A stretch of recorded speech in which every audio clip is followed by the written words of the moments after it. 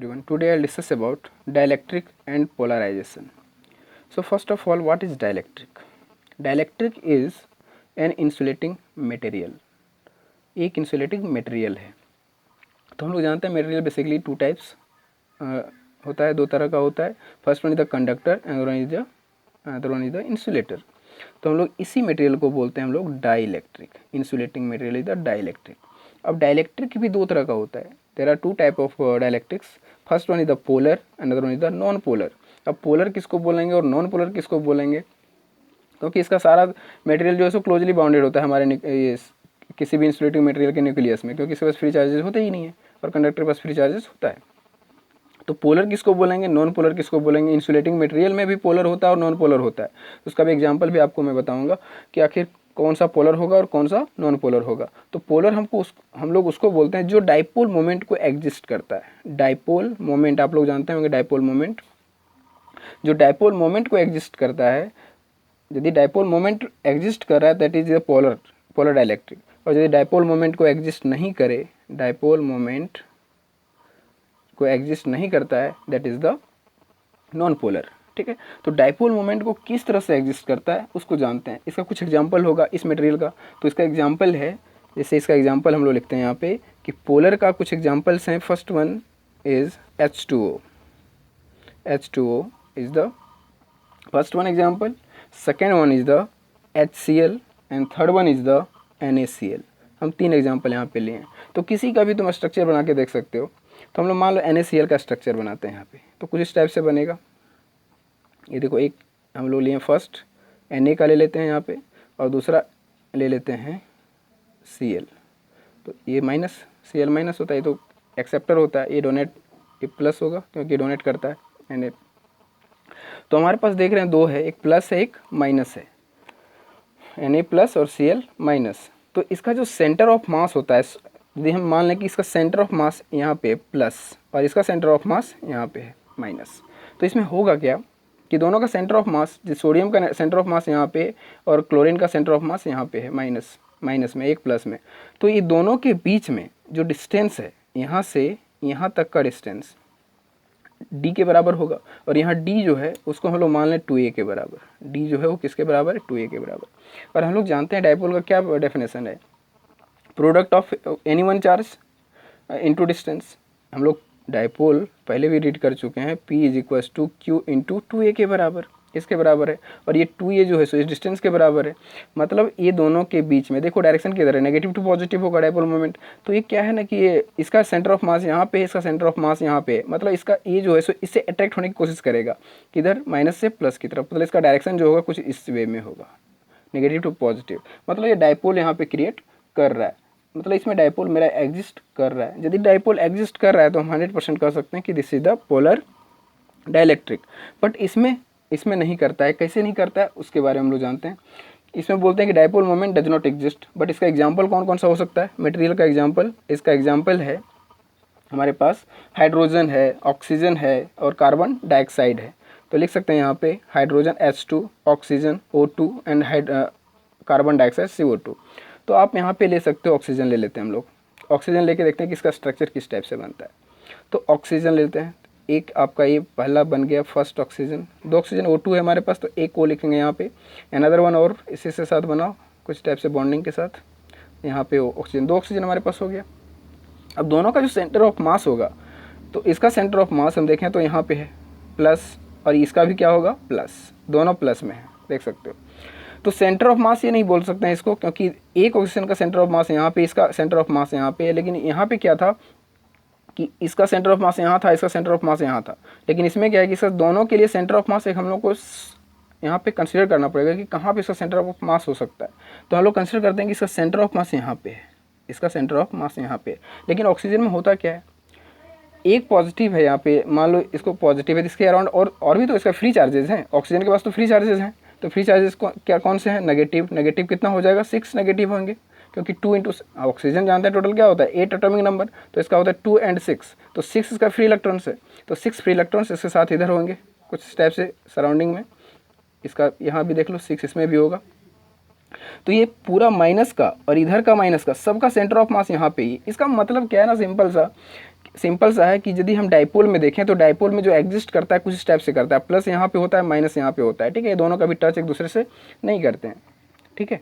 और इसमें क्या होता है कि इसमें जो है वो प्लस और माइनस, मतलब यहाँ ए प्लस जो है इसका सेंटर ऑफ मास यहाँ पे, इसका ए प्लस है, इसका भी सेंटर ऑफ मास यहीं पे, और माइनस भी है तो सेंटर ऑफ मास वहीं पे, मतलब प्लस और माइनस दोनों एक ही प्लेस पे है। यदि दोनों एक ही प्लेस पे हैं तो हम कह सकते हैं कि this is the non polar material.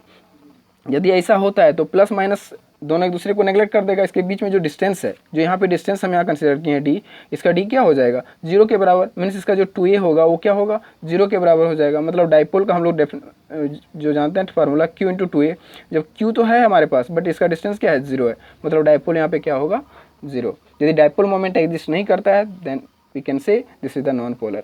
और पोलर कब होगा, जब डाइपोल मोमेंट को एग्जिस्ट करेगा। तो सिंपली आपको बस माइंड में इस तरह से सेट रखना है कि dielectric is insulating material and there are two types of dielectrics. First one is the polar dielectrics and second one is the non polar dielectrics. Polar dielectric जब डाइपोल मोमेंट को exist करेगा तो हम लोग बोलेंगे पोलर डाइलेक्ट्रिक्स, और यदि dipole moment को एग्जिस्ट नहीं करता है देन नॉन पोलर डाइलेक्ट्रिक्स। बस इतना ही इसमें फंडा है। अब कंडीशन ये है कि हम देखते हैं कि how dielectric reacts when placed in an electric field. यदि हमको देखना है कि इस मटेरियल को, डाइलेक्ट्रिक को यदि हम इलेक्ट्रिक फील्ड में रखें तो इस पर क्या इफेक्ट पड़ेगा, इस पर कुछ इफेक्ट पड़ता है या नहीं पड़ता है। एक्चुअली हमको कैपेसिटर के लिए ही इसको रीड करना है।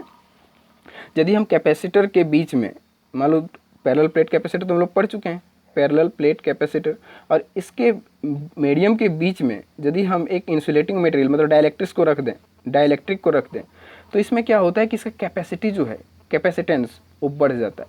वो कैसे बढ़ता है उसी के बारे में हम लोग जानेंगे। पहले कैपेसिटेंस के बारे में हम लोग बाद में डिस्कस करेंगे, इसका जो भी मैथमेटिकल फार्मूला आएगा उसको हम लोग बाद में डील करेंगे।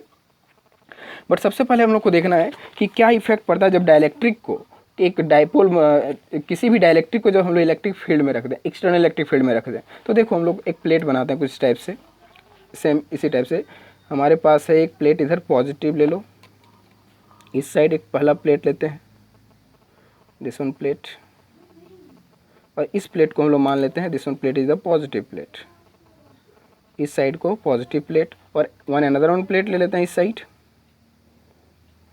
ये रहा आपका this one is the negative plate, ये मेरा है नेगेटिव प्लेट, ठीक है। अब इस दोनों प्लेट के बीच में अब देखो 100% ये क्या करेगा, इलेक्ट्रिक फील्ड जनरेट करेगा, प्लस टू माइनस कुछ इस टाइप से जनरेट करेगा। तो मेरा कहना यहाँ पे मेन इंपॉर्टेंट सबसे पहला ये है कि हम जानते हैं कि डाइलेक्ट्रिक होता है क्या, इंसुलेटर। यदि यहाँ पे हम कंडक्टर रखेंगे तो इसका थ्योरी हम लोग को पहले से पता है कि मान लो ये मेरा प्लस है, इसी में समझ सकते हैं आप यहाँ पे प्लस माइनस माइनस। यदि हम कंडक्टर, ये यदि मटेरियल मेरा कंडक्टर होता तो कंडक्टर में कंडीशन क्या होता है कि सारा जितना भी इसका चार्ज होता है प्लस जो माइनस होगा अरेंज हो जाएगा प्लस की तरफ, और जितना भी प्लस है वो इसके माइनस की तरफ चला जाता है। तो बीच में क्या होता है, बीच में मेरा इलेक्ट्रिक फील्ड जो है सो जीरो हो जाता है। इसका मतलब कह सकते हैं हम लोग कि एक्सटर्नल इलेक्ट्रिक फील्ड जो है मेरा ई जीरो, और इसका अंदर का जो अपोजिट डायरेक्शन में इलेक्ट्रिक फील्ड बन रहा है वो होगा क्या, ई इंटरनल। मतलब ई नेट जो यहाँ पे मिलेगा, E net is equals to external minus E internal. इसका रिजल्ट क्या मिलता है हमको, जीरो मिलता है। For a conductor electric field, net electric field will be zero. But यहाँ पे क्या होगा, जब इसको इंसुलेटिंग मटेरियल को इसके अंदर रखेंगे तो कंडीशन क्या होगा कि ये इलेक्ट्रिक फील्ड, नेट जो इलेक्ट्रिक फील्ड है वो मेरा जीरो नहीं होगा। क्यों जीरो नहीं होता है उसी को हम लोग को समझना है। तो देखो कंडक्टर का तो आप समझ गए कि यहाँ पे कुछ इस तरह से अरेंज हो जाता है, सभी चार्ज इधर आ जाते हैं नेगेटिव और सभी चार्ज पॉजिटिव उधर चले जाते हैं, तो इसका जीरो मेरा रिजल्ट मिल जाता है। बट इसमें क्या होगा कि मान लो यहाँ पे एक हम इंसुलेटिंग मटेरियल रख दें, कोई भी मटेरियल को रख दो इंसुलेटिंग मटेरियल को, तो इंसुलेटिंग मटेरियल कुछ इस टाइप से इस प्लेट के अंदर रख देते हैं हम लोग। ऐसा रखने से इसमें होता क्या है कि हम जानते हैं कि इसका जितना भी चार्ज है वो क्लोजली बाउंडेड है, तो क्लोजली बाउंडेड है तो वो तो खिसकना नहीं चाहेगा इधर उधर। तो क्या होगा कि यहाँ पे एक डाइपोल बनाएगा, फिर यहाँ एक डाइपोल बना लेगा, फिर यहाँ पे डाइपोल बना लेगा। इस टाइप से बहुत सारा डाइपोल को ये क्या कर लेगा, अरेंज कर लेगा कुछ टाइप से, ठीक है। तो इधर क्या होगा माइनस, क्योंकि प्लस की तरफ माइनस आएगा, ये प्लस। एक्चुअली क्या है कि हम क्या बताए थे आपको कि नॉन पोलर, ये सबसे पहले जो भी मटेरियल इसमें रखेंगे वो नॉन पोलर होगा। पोलर मटेरियल को हम लोग को नहीं रखना है, नॉन पोलर मटेरियल को रखना है इसमें। तो यदि नॉन पोलर मटेरियल को रखते हैं यहाँ पे तो क्या होगा कि प्लस माइनस तो ऑलरेडी क्लोजली बाउंडेड है यहाँ पे, तो जैसे ही इलेक्ट्रिक फील्ड में रखेंगे तो क्या होगा कि इसका प्लस, इसका जो माइनस है वो प्लस की तरफ आ जाएगा और जो माइनस है वो प्लस की तरफ, माइनस से वो प्लस की तरफ चला जाएगा और प्लस है सो माइनस की तरफ चला जाएगा। तो कुछ इस तरफ से अरेंजमेंट बन जाएगा, minus plus minus plus minus plus, ठीक है। इसमें भी उसी तरह से होगा, ये पूरा बना दो इसी तरह से, माइनस प्लस, देखो ये प्लस है तो यहाँ माइनस आ जाएगा, ये प्लस, ये माइनस की तरफ माइनस प्लस, और यहाँ भी क्या होगा माइनस प्लस। मतलब कुछ इसका अरेंजमेंट इस टाइप से हो जा रहा है, माइनस प्लस, फिर यहाँ पे माइनस प्लस, फिर इस टाइप से माइनस प्लस, फिर यहाँ पे क्या हो रहा है माइनस प्लस। मतलब ये पोलर हो जा रहा है, नॉन पोलर मटेरियल को इसमें डाल रहे हैं और पोलर किसमें कन्वर्ट हो जा रहा है, पोलर में, मतलब एक डायरेक्शन उसको मिल जा रहा है। तो इसी कंडीशन को यदि किसी भी डाइलेक्ट्रिक मटेरियल को किसी इलेक्ट्रिक फील्ड में रखते हैं तो किस फॉर्म में हो जाता है, पोलर डाइलेक्ट्रिक के फॉर्म में कन्वर्ट हो जाता है, और इसी कन्वर्सन को ही हम लोग पोलराइजेशन बोलते हैं। मतलब किसी भी डाइलेक्ट्रिक मटेरियल जो नॉन पोलर है उसको जब इलेक्ट्रिक फील्ड में रखते हैं तो वो क्या हो जाता है, पोलराइज हो जाता है। पोलराइज मतलब डायरेक्शन मिल जाता है उसको, इलेक्ट्रिक फील्ड में उसको एक पार्टिकुलर डायरेक्शन मिल जाता है। यदि इस डायरेक्शन में मिल जाता है तो हम लोग कह सकते हैं कि this one arrangement is the polarization. Minus अपने तरफ प्लस की तरफ अरेंज हो जा रहा है और प्लस जो है सो माइनस की तरफ अरेंज हो जा रहा है, जिससे हमको क्या मिल जा रहा है, डाइपोल मिल जा रहा है यहाँ पे, ठीक है। तो कुछ इस टाइप से होता है। आखिर इसको रीड करने का क्या मतलब है, आखिर क्यों इस तरह से बन जा रहा है, तो हमको क्या इससे प्रॉफिट हो रहा है। तो इससे प्रॉफिट ये हो रहा है कि जो इलेक्ट्रिक फील्ड मेरा एक्सटर्नल बन रहा है, ये प्लेट और इधर दोनों प्लेट से जो मेरा एक्सटर्नल फील्ड बन रहा है वो क्या बनेगा, E0 के बराबर बनेगा एक्सटर्नल फील्ड। और अंदर में जो बन रहा है अंदर का, तो क्या करेगा, अंदर में देखो, अंदर में जो लास्ट का माइनस है, लास्ट का माइनस वो रहेगा, बाकी जितना भी है, और इधर का प्लस, मतलब ये माइनस रह जाएगा, लास्ट वाला माइनस और इधर वाला प्लस, और बीच में जितना भी है सब एक दूसरे को क्या कर देंगे, कैंसिल आउट कर देंगे, ठीक है। और यहाँ पे मेरा क्या है, इसका इस प्लेट का माइनस है और इधर का प्लस है, कुछ टाइप से। मतलब मेरा किनारे कुछ चार्जेस बच जाएंगे, बाकी बीच वाले सब एक दूसरे को क्या कर देंगे, कैंसिल आउट कर देंगे, ठीक है। इसलिए कैंसिल, आप बोलोगे कि ये क्यों कैंसिल नहीं हो जा रहा है, क्योंकि यहाँ पे देखो ये मटेरियल दोनों में डिफरेंस है। ये मेरा कंडक्टर है, ये इंसुलेटर है, तो कंडक्टर और इंसुलेटर दोनों मटेरियल का जो, दोनों मटेरियल एक दूसरे के बगल में रख दिए, फिर भी इसका मटेरियल उसमें नहीं जा सकता। एक कंडक्टर का इंसुलेटिंग मटेरियल के साथ अट्रैक्शन होकर वो एक दूसरे को कैंसिल आउट नहीं कर सकते, बट इंसुलेटिंग मटेरियल इंसुलेटर के साथ तो कैंसिल आउट कर सकते हैं। तो क्या हो रहा है यहाँ पे, जो मेरा अरेंजमेंट कुछ बन रहा है इस टाइप से बन रहा है, देखो। तो ये दोनों मटेरियल है यहाँ पे जो, ये तो एक दूसरे को कैंसिल आउट कर सकते हैं, बट एक किनारे वाले दोनों जो है एक दूसरे को कैंसिल आउट नहीं कर सकते, क्योंकि इसका डिस्टेंस बहुत दूर हो जा रहा है। और ये किससे अट्रैक्ट है, इस प्लेट से अट्रैक्ट है। इस प्लेट से यदि अट्रैक्ट है तो ये कैंसिल आउट नहीं होगा, बट बीच वाला मेरा कैंसिल आउट हो जाएगा। तो कंडीशन यहाँ पे क्या है, होता क्या है ऐसा करने से, ऐसा करने से देखो मेरा इलेक्ट्रिक फील्ड का डायरेक्शन इसमें अपोजिट हो जा रहा है, क्योंकि इधर प्लस बन जा रहा है, इधर माइनस बन जा रहा है, देखो प्लस इधर माइनस, इस तरह से डायरेक्शन बन जाएगा। तो इसको हम लोग बोलेंगे इंसुलेटर के लिए जो बन रहा है electric field, that is the internal electric field. और जो इस प्लेट्स के कारण बन रहा है उसको बोलते हैं एक्सटर्नल इलेक्ट्रिक फील्ड। तो एक्सटर्नल इलेक्ट्रिक फील्ड और इंटरनल इलेक्ट्रिक फील्ड दोनों का जब सम हम लोग करेंगे, सम दोनों का जो होगा, तो हम लोग को क्या मिलेगा, नेट इलेक्ट्रिक फील्ड। तो देखते हैं कि इसमें नेट इलेक्ट्रिक फील्ड क्या मिल रहा है। तो ई नेट जो आपको मिलेगा वो हम लोग क्या करेंगे, E external minus E internal, because direction opposite है इसलिए माइनस एन लगा दिए। तो क्या रिजल्ट मिलेगा कि आपको यहाँ पे 0 नहीं मिलेगा, ई नेट यहाँ पे 0 नहीं मिलता है। इंसुलेटर में ई नेट 0 नहीं मिलता है, क्योंकि इंसुलेटर का इलेक्ट्रिक फील्ड उतना ज़्यादा नहीं होता है जितना एक्सटर्नल का होता है, ठीक है। क्योंकि हमारा कंडक्टर में फ्री चार्जेस बहुत ज़्यादा होते हैं इन कंपैरिजन ऑफ इंसुलेटर, इसलिए इसका इलेक्ट्रिक फील्ड 100% 0 नहीं हो सकता है। मेरा एक्सटर्नल इलेक्ट्रिक फील्ड रिड्यूस हो जाएगा, मतलब नेट इलेक्ट्रिक फील्ड मेरा रिड्यूस होगा, बट 100% 0 नहीं हो सकता है। तो ऐसा होने से क्या फ़ायदा है कैपेसिटर के लिए, तो सबसे पहले एक चीज़ जान लो, कंडक्टर को रखते हैं तो नेट इलेक्ट्रिक फील्ड हमारा क्या मिलता है, 0 मिलता है। बट एक इंसुलेटर को जब हम किसी इलेक्ट्रिक फील्ड में प्लेस करते हैं तो उसका नेट इलेक्ट्रिक फील्ड 0 नहीं होता है। यही एक मेन रीज़न है इसमें, ठीक है। तो यहाँ पे हम लोग देखें कि एक प्लेट के, मतलब पैरेलल प्लेट एक कैपेसिटर ही मान लो, या तो इलेक्ट्रिक फील्ड छोड़ो, इलेक्ट्रिक फील्ड है ये। तो इलेक्ट्रिक फील्ड के अंदर में यदि हम किसी इंसुलेटिंग मटेरियल को रखते हैं तो सबसे पहले वो क्या करता है, पोलराइज हो जाता है। पोलराइज मतलब डाइपोल अरेंज कर लेता है, जो कि नॉन पोलर है, जो डाइपोल मोमेंट को एग्जिस्ट नहीं करता है, बट जैसे इलेक्ट्रिक फील्ड में रखते हैं वो डाइपोल मोमेंट को एग्जिस्ट करने लगता है, ठीक है। और वो पोलराइज हो जा रहा है। तो पोलराइज हो जा रहा है मतलब एक पार्टिकुलर डायरेक्शन मिल जा रहा है, उसी को हम लोग पोलराइजेशन बोलते हैं। पोल अपने से पोल क्रिएट कर लेना, दैट इज द पोलराइजेशन, ठीक है। तो कंडीशन क्या है कि यदि कंडक्टर को रखे तो मेरा इलेक्ट्रिक फील्ड क्या है, नेट इलेक्ट्रिक फील्ड क्या है, मेरा टोटल जो इलेक्ट्रिक फील्ड था वो पूरा खत्म हो गया, जीरो के बराबर आ गया। लेकिन इसमें क्या होता है, थोड़ा रिड्यूस होता है, बट 100% खत्म नहीं होता इंसुलेटर के लिए। तो बस माइंड में ऐसे सेट रखना है, when conductor will placed on the electric field then there will be then their net electric field will be zero, but when insulator placed on the electric field then net electric field does not equals to zero। ये condition है, ठीक है। ये net electric field यदि zero नहीं होता है तो कंडीशन क्या है, सो देखो हम यदि इसको बैटरी से कनेक्ट कर दें, कैपेसिटर इसको बना दें, this is the capacitor, suppose capacitor तो ऐसे ही होता है, तो वैसे में क्या होगा कि इधर से करंट जाएगा और क्या होगा कि इसका जो कैपेसिटी है, मतलब यहाँ पे इलेक्ट्रिक फील्ड तो मेरा जीरो हुआ नहीं है, वहाँ तो जीरो हो गया, तो ये कैपेसिटर तो मेरा कोई काम का नहीं रह गया, क्योंकि जितना भी इधर से करंट जाएगा वो सीधा डायरेक्ट पास कराने स्टार्ट कर देगा, वो लीकेज प्रोसेस डायरेक्ट स्टार्ट हो जाएगा उसका। लेकिन इसमें क्या होगा कि इसका कैपेसिटी को बढ़ाएगा। सबसे पहले क्या होगा, एक चार्ज होगा। चार्ज होगा मतलब जितना एक्सटर्नल फील्ड है, जब तक इसका इंटरनल भी उसके बराबर नहीं हो जाएगा तब तक ये आगे इसका करंट को फ्लो नहीं होने देगा। मतलब इसका कैपेसिटी स्ट्रॉन्ग हो जाएगा, इसका कैपेसिटी बढ़ जाएगा। यदि इंसुलेटिंग मटेरियल को उसके अंदर हम डालते हैं तो उसका कैपेसिटी बढ़ जाता है। मतलब होता क्या था, पहले जो हम कैपेसिटर बनाते थे, कैपेसिटर स्टार्टिंग में वो क्या था, सिर्फ प्लेट था, दो प्लेट को हम लोग क्या कर रहे, एक दूसरे के करीब रख रहे थे। तो ऐसे में क्या हो रहा था कि यहाँ पे प्लस था इस साइड और इस साइड माइनस था, ठीक है। तो ये सिर्फ मेरा वैक्यूम के लिए था, यहाँ पे क्या था, कुछ नहीं था, वैक्यूम था। तो वैक्यूम था तो जो मेरा कैपेसिटेंस आ रहा था वो आ रहा था epsilon not a divide by D के बराबर, क्योंकि इसका डिस्टेंस क्या था, डी के बराबर था। तो इतना भी कैपेसिटेंस मेरा आ रहा था। लेकिन जैसे ही इसमें इंसुलेटिंग मटेरियल को डालेंगे तो कुछ देर चार्ज होने में टाइम लेगा, और चार्ज होने में टाइम लेगा तो उसका जो कैपेसिटी है और बढ़ जाएगा, मतलब उसका इलेक्ट्रिक फील्ड उसमें और बढ़ेगा। यदि इलेक्ट्रिक फील्ड हमारा बढ़ेगा तो 100% उसका कैपेसिटेंस भी बढ़ेगा। इसके बारे में और आगे डिटेल से हम लोग पढ़ेंगे। एक्चुअली ऐसा होता क्या है, तो हम लोग डाइलेक्ट्रिक कांस्टेंट के भी बारे में रीड किए हैं। डाइलेक्ट्रिक कांस्टेंट जो आप फर्स्ट चैप्टर में पढ़े थे, डाइलेक्ट्रिक कांस्टेंट जिसको हम लोग के से इंडिकेट करते थे, उसका फार्मूला क्या होता था, F divide by F medium, मतलब force on vacuum divide by force on medium. ये चीज़ आप पढ़ चुके हो, जिसके बराबर आता था epsilon divide by epsilon not. ये चीज़ को रीड कर चुके हैं हम लोग।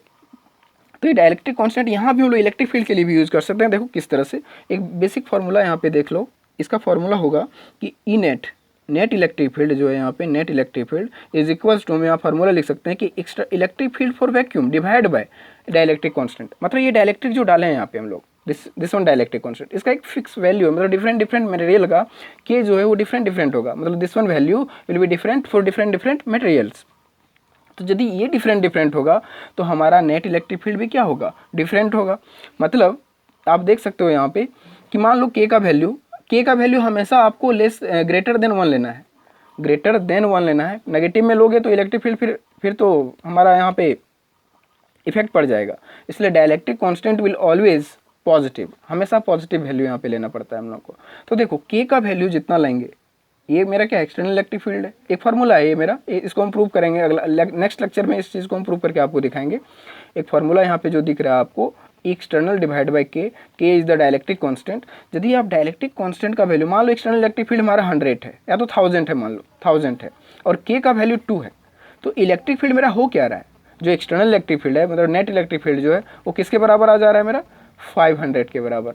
मतलब क्या हो रहा है, मेरा नेट इलेक्ट्रिक फील्ड रिड्यूस हो रहा है, और जो रिड्यूस इलेक्ट्रिक फील्ड हो रहा है उसी को हमको भरना पड़ेगा, फील करना पड़ेगा। किससे, बैटरी लगाएंगे, वो फील करेगा, मतलब वो पहले चार्ज होगा वो कैपेसिटर। तो इस कंडीशन में क्या होगा, ये चार्ज होगा पहले, तब एक करंट आगे लीकेज प्रोसेस, मतलब आगे फिर करंट को फ्लो करेगा।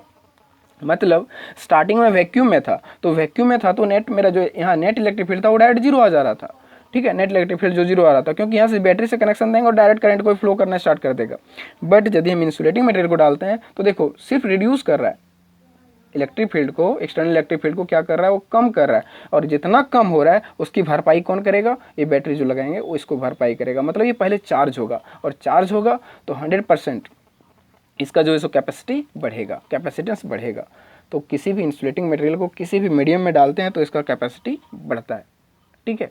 तो ये फंडा है, ये फार्मूला हम आगे नेक्स्ट लेक्चर में प्रूव करके आपको दिखाएंगे। ऐसा होने से क्या होता है कि यदि ये फार्मूला E=E0/K ऐसा होता है, नेट इलेक्ट्रिक फील्ड मेरा कुछ रिड्यूस होता है, तो आपका जो रिजल्ट आता है कैपेसिटेंस का वो कुछ इस टाइप के बराबर आता है, C=C0K, मतलब K टाइम्स जो K मेरा है इंसुलेटिंग मटेरियल है उतना मल्टीपल हो जाता है। ये मेरा कैपेसिटेंस किसके लिए, वैक्यूम के लिए, मतलब इसके लिए मेरा कैपेसिटेंस है ये C0।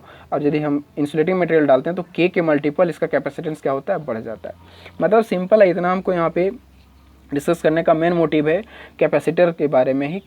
मतलब किसी भी कैपेसिटर को बनाने के लिए, मान लो कैपेसिटर जब भी बनता है तो 2 प्लेट इस टाइप से लेते हैं हम लोग, और 2 प्लेट के बीच में इसको क्या करता है, इस तरह से क्लोजली पैक किया जाता है। हम लोग इस तरह से पेपर को लो और इस तरह से इंसुलेटिंग मटेरियल डाल के फिर पेन को यहाँ रखो और दोनों से एक से पहले तार निकाल लो, फिर दूसरा से निकालो, इस तरह से इसको क्लोजली पैक किया जाता है। इस टाइप से क्लोजली पैक कर दिया जाता है तो कैपेसिटर बनता है हमारा। तो यदि बीच में इस इंसुलेटिंग मटेरियल को हम यदि डाल देंगे तो हमारा जो हमारा कैपेसिटर बनेगा वो बहुत ही स्ट्रॉन्ग होगा, उसका कैपेसिटेंस का पावर जो होगा वो स्ट्रॉन्ग होगा। फिर हम लोग इस चीज़ को E=E0/K और C=C0K को हम लोग मैथमेटिकली प्रूव करेंगे नेक्स्ट लेक्चर में, ठीक है। तो ये बेसिक था जो आपको बताया कि किसी भी कैपेसिटर में इंसुलेटिंग मटेरियल को हम यदि प्लेस करते हैं तो उसका जो कैपेसिटेंस है वो बढ़ जाता है। और डाइलेक्ट्रिक क्या है, dielectric is a insulating material, और इंसुलेटिंग मटेरियल ये चीज़ है। और डाइलेक्ट्रिक कॉन्सेप्ट तो आप लोगों को पहले से पता है, ठीक है। तो और एक यहाँ पे डिस्कस करने का रह गया पोलराइजेशन। तो देखो पोलराइजेशन क्या होता है। पोलराइजेशन तो पहले बोल दें कि पोलराइज हो जाता है, लेकिन इसका एक अलग सा डेफिनेशन है। इसका डेफिनेशन है कि डाइपोल मोमेंट, जितना डाइपोल मोमेंट वहाँ पे बनेगा, डाइपोल मोमेंट मतलब किसी भी इंसुलेटिंग मटेरियल को जब इलेक्ट्रिक फील्ड के अंदर हम रखते हैं तो वहाँ पे क्या बनता है, डाइपोल मोमेंट बनता है। मतलब ये पोलराइज जब होता है तो वो बनता है वहाँ पे डाइपोल मोमेंट। तो हम बोलेंगे कि कितना वॉल्यूम का यहाँ पे डाल रहे हैं, तो पर यूनिट वॉल्यूम मेरा पोलराइज होगा। तो dipole moment per unit volume, dipole moment per unit volume is called polarization. मतलब आपका कितना वॉल्यूम यहाँ पे है, इसका जो भी मटेरियल डाल रहे हैं वो कितना वॉल्यूम का डाल रहे हैं उसके अकॉर्डिंग पोलराइज होगा, ठीक है। तो हम लोग का जो डेफिनेशन है, polarisation is the dipole moment of the dielectric medium with respect to volume. मतलब dipole moment per unit volume of the dielectric medium. Polarisation is the dipole moment per unit volume of the dielectric medium, that is the polarisation. इसको भी हम लोग आगे discuss करेंगे next lecture में। Okay then, thank you for this lecture.